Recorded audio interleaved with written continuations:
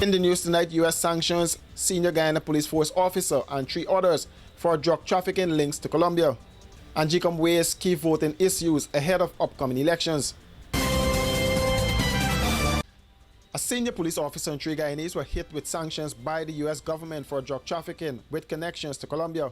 According to the U.S. Department of the Treasury Office of Foreign Assets Control, Senior Superintendent of Police Himnot Saw, a former commander of Region 1 Police Division, has been sanctioned along with 43-year-old Mark Cromwell, known as Demon, a resident of Buxton on the east coast of Demerara, 39-year-old Paul Davy Jr., called Rondell, of Degar Park, Georgetown, and 55-year-old Rudolph Duncan, called Duncan of Georgetown.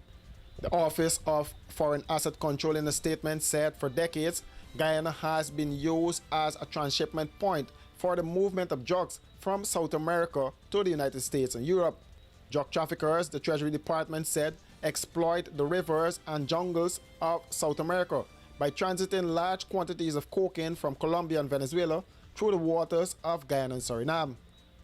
Further, Guyana's proximity to the Caribbean, as well as the reported corruption along its ports and borders, allow maritime vessels, also known as narcotic submarines, to transit through its waters undetected. Traffickers utilize these vessels to smuggle cocaine from ports of Guyana and Suriname across the Atlantic to the United States, Europe, and the Caribbean.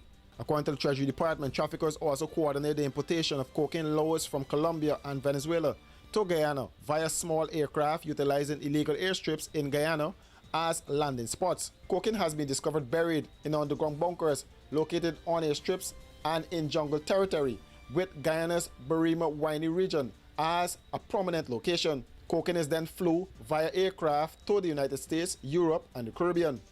In a joint operation with the U.S. Drug Enforcement Agency last year, $40 billion worth of cocaine was found concealed in 4 hand-dug bunkers in the Berrima Winey Region 1 community of Matthews Ridge. The 4.4 tons of cocaine is the largest land-based cocaine seizure in Guyana's history, the local drug enforcement agency said, and it follows months of extensive surveillance and intelligence gathering. At the time of the bust, Senior Superintendent of Police Himnot Saw was the commander of the Regional Police Division. He was transferred subsequently, with the government saying it was taking steps to stem the flow of illicit drugs through Guyana. Meanwhile, the Guyana Police Force, in a statement on the matter, said in keeping with the Guyana Police Force's standing operating procedures, Senior Superintendent Saw has been sent on administrative leave following him being sanctioned for drug trafficking by the United States.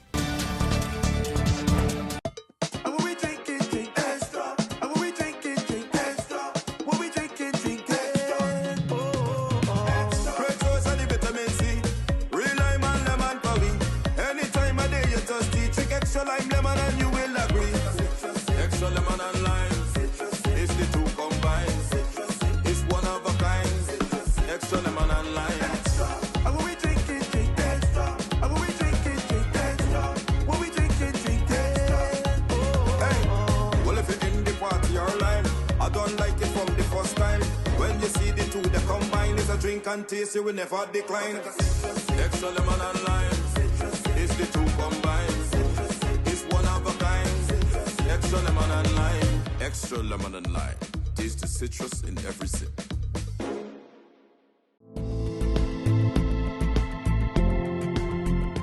From the Army, I go to the police force, spend 5 years service.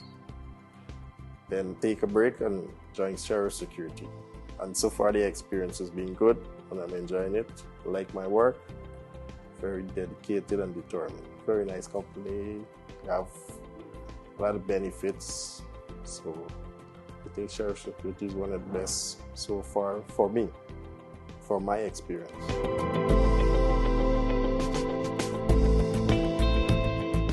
Do you need cash fast or hunting for a great deal? Come to Libra Happiness Pawn Shop. We pay top dollar for gold rings, chains, bracelets, or even broken pieces. No hassle, no pressure. Just fast, fair offers you can trust. Libra Happiness Pawn Shop, located at Lot 16E Durban Street, Working Rust, between George and Henry Streets. Or call Jackie on 685-2084. The same old Jackie from former boxers pawn shop. Come on, find me now. I could get $5 more on this one. Your item is worth so much, but I can flex with you. Okay. Yeah, thanks. I'm gonna pay the interest. Thanks. Libra Happiness Pawn Shop. Fast, fair, friendly. Running late and can't wait to the gate? We got you.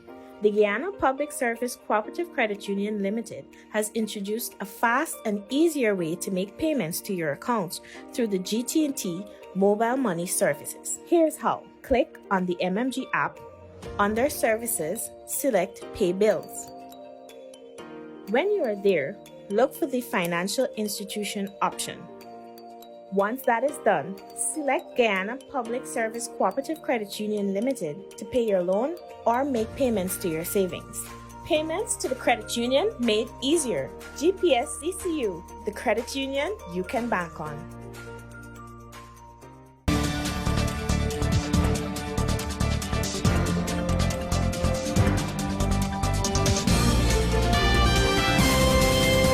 The Guyana Elections Commission on Thursday met to deliberate several matters critical to the conduct of the upcoming general and regional elections, including the stamping of ballots, the use of certificates of employment, voting by incarcerated persons, and the use of domicile. Opposition-nominated Commissioner Vincent Alexander told reporters that with regards to the stamping of ballots, a topic previously referred to the Attorney General for legal advice, it was determined that the Guyana Election Commission has the prerogative to decide on the matter independently. Stamping of the ballots, the AG's response says the GECOM has the prerogative to determine how that matter can be resolved. And so the AG's in fact has concurred with the position we have taken from the inception, which was proposed by the other commissioners. And so now it is GECOM to administratively determine how they can deal with the question of ensuring where a ballot has not been stamped, that it is stamped once it's authentic before the count is conducted. There were two other matters which we had canvassed for, and that's on the lining of names of the overseas persons on the voters list and the methodology for the removal of the dead based on the reports from the Chief Medical Officer and or Commissioner of Police. Those matters were not on today's agenda, and we've been promised they'll be on the agenda for the next meeting. Alexander also noted that the Commission rejected a proposal by a vote of 4-3 related to the use of certificates of employment, which was intended to allow voters to cast their ballots outside of their registered districts. We feel that every polling agent should be given an opportunity to have a certificate of employment if he or she is working away from where he or she is entitled to vote. Because the Constitution clearly says, and the court has been saying, that there should be no impediment to a citizen being able to cast his or her vote. Government-nominated Commissioner Sayes Gunrash told reporters that several of the matters raised at the meeting had been resolved. Several issues in relation to certificates of employment, issues in relation to stamping of ballots, voting by polling agents, and so on. A couple of those issues, but several decisions were taken. The Commission also discussed the contentious issue of whether incarcerated individuals should be allowed to vote. That matter remains under review and will be further deliberated in subsequent meetings. Washi. Hi people. Washing made so easy since I found Washi. Washing me use wash me clothes and I can say Washi soap powder wash clothes so nice. Washi soap powder leave your clothes color bright. Washi soap powder leave me clothes smelling nice, of course. So give thanks to Washi soap powder for doing my laundry right. Keep my clothes color bright. Have my clothes smelling nice for sure. I could not ask for more. Comes in lemon and original. It is a washing machine in a pack. Washi soap powder wash clothes so nice. Washi soap powder leave your clothes color bright. Washi soap powder have my clothes smelling nice, of course. Distributors located in the Stabrook Market. Prostate cancer is one of the most common cancers in men, but early detection can save lives. So, who needs to be screened? If you're 50 or older, it's time to talk to your doctor about screening. But some men need to start even earlier. Your risk is higher if you have a family history of prostate cancer. Screening may be recommended as early as 40 years. Screening is quick and can include a PSA blood test or a simple exam. It's the first step in catching prostate cancer early, when it's most treatable. Don't wait. If you're at risk, get screened, because taking care of your health means being there for the moments that matter most. Screen early, live fully. Police are investigating a fatal three-vehicle accident that occurred late Wednesday night on the Riverstown Public Road, Essequibo Coast, claiming the life of 28-year-old Kevin Bacchus of Queenstown.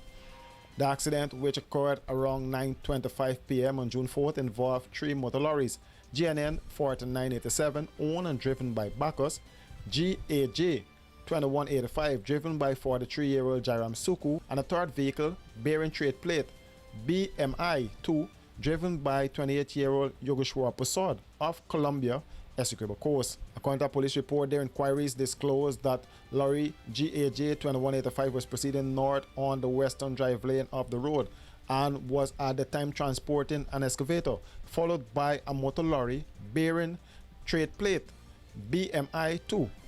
Bacchus' vehicle GNN 4987 was proceeding in the opposite direction at a fast rate, allegedly in a zigzag manner. On seeing this, the driver of the motor lorry GAJ 2185 claimed that he pulled to the left side of the road, at which point Bacchus' vehicle slammed into the right side of the excavator truck, which was on the lower bear trailer attached to lorry GAJ 2185. Bacchus reportedly lost control of the vehicle and further collided with the right side rear portion of the lorry BMI 2, which was proceeding behind the trailer. The police release explained that Bacchus sustained injuries on his body and was rushed to the Saudi Public Hospital by public-spirited persons, where he was pronounced dead on arrival at 21:36 hours by Dr. Omar Mufat. The body was escorted to the Saudi Public Hospital's mortuary, awaiting a post-mortem examination. Both drivers were arrested and placed in custody at the Saudi police station, assisting with the investigation. For these and other stories, do visit us at our website www.rdproductiongy.com.